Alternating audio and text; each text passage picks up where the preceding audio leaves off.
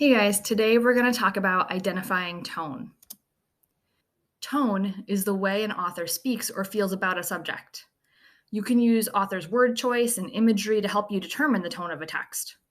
As a quick reminder, imagery is using descriptive words that create a picture for the reader or an image in your mind. So if an author is using a lot of adjectives, a lot of sensory detail, that can help you create a bigger, better picture of what's happening. And that picture can help you determine what the tone is of a work. Tone is not the way that you, the reader, feel about the text. That's mood. That's different, even though sometimes the words used to describe tone and mood are the same. These are two different elements of a story. So, tone, again, is how the author or the speaker in the book feels. Mood is how you, the reader, feel about what's happening. Some examples of words that would describe tone would be this list here. So, for example, an apologetic tone here. Apology obviously means sorry. So, if you have an apologetic tone, it means the speaker or the author is making it seem like they are sorry about something or they want you to understand that a character is sorry. A curious tone might be showing that the author or the speaker is trying to find out more or wants to know more about something. You could have enthusiastic tones, right? That means like it's exciting. The author or the speaker is using very excited language. It shows that they're energetic about something. Also, like formal or informal, that can be the way that an author is writing about a topic that shows either it's formal, it's sort of important and deserving of respect or some appropriate behavior, or it's informal, it's more relaxed. Informal tone might be more the way you speak with your friends versus like with an older relative you don't know as well, or with someone who has a really important job that you're meeting. There is a longer list of tone adjectives like this in our material section in classwork. So this little box over here is a reminder. You can go to our material section and there's a tone word list if you want to find some other examples. So let's look at some examples here. So here's a sentence that we're going to start with. He got a puppy, a rough collie, in fact, a puppy with lots of germs, really sharp teeth, perhaps an inclination for blood. Nothing to worry about, right? So in this example, to figure out what the tone is, we can look at some of the descriptive words. So a rough collie. When you first read he got a puppy, you might be thinking like, oh, cute puppy, right? But then he says it's a rough collie. That makes you think maybe they're a little more rough and tumble, not maybe as cute and fluffy, right? A puppy with lots of germs, really sharp teeth, an inclination for blood, right? These are all things that have more of a negative connotation, a negative feel to them, right? Not when we think about, oh, puppy, cute, fluffy, just play with them. They're so great. This description of the puppy is negative with germs, sharp teeth, blood. And then he has this last sentence here. Nothing to worry about, right? So that question sort of makes it seem like he's nervous, like he's not really sure. So this is more of a nervous tone, right? Because instead of like, he got a puppy, he's really excited about it. It's he got a puppy and he's nervous about these things about the puppy. So it would be more of a nervous tone because of these descriptive words and because of this question at the end. Another example is this one here. He did what any normal, rational, totally sane, completely in his mind man would do during quarantine and bought a puppy.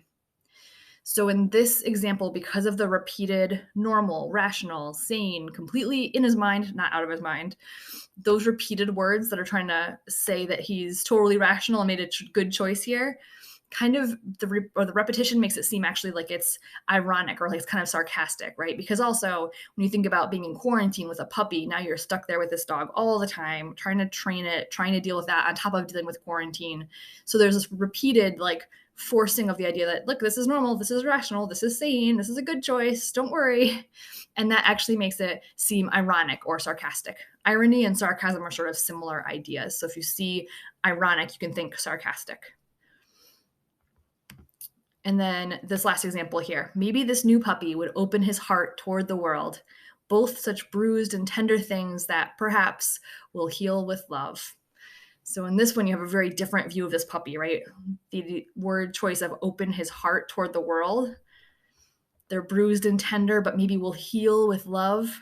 So you have this perhaps in here and this maybe. So that kind of shows a hopeful tone, like hoping that this puppy will maybe help this person heal. So looking for word choices like maybe or perhaps, that could be hopeful.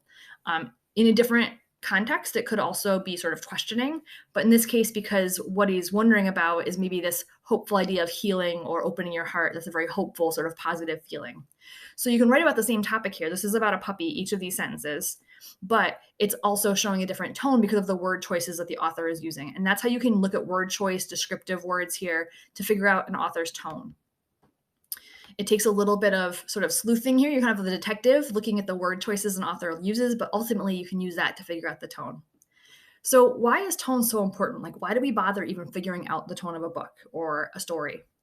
Well, tone is important because it creates a relationship between the author and you, the reader. It kind of lets you in on what they're thinking and what their ideas are. It also influences the intention or the meaning and purpose of a text. So the tone can tell you what the meaning or the purpose is. If a certain tone is used to make you feel hopeful, maybe the purpose of this text is to give you hope as well. Or if the tone is sort of questioning and like ominous or nervous, like that first puppy example, right, where it's like a nervous tone, maybe the meaning or the purpose of the text is to make you sort of uncomfortable or make you question something. If you're reading a fiction text and it has this sort of like scary, nervous tone to it, the purpose could be to give you that sort of scary horror feeling, right? So because each author is writing with a certain meaning or a certain purpose in mind, tone can help you understand that. So tone can help us understand why an author writes something and what they want the reader to understand about that writing. This is why tone is important. So when we think about reading stories like Haroun and the Sea of Stories, we can think about what the tone the author uses is, and then figure out how does that help us understand why that author wrote the book and what they want us to understand about that writing. So we can use this idea in all the texts that we read this year. So tone is how the author or speaker feels, and it's going to help us understand why an author wrote something and what they want us to get out of it. And that's why it's important.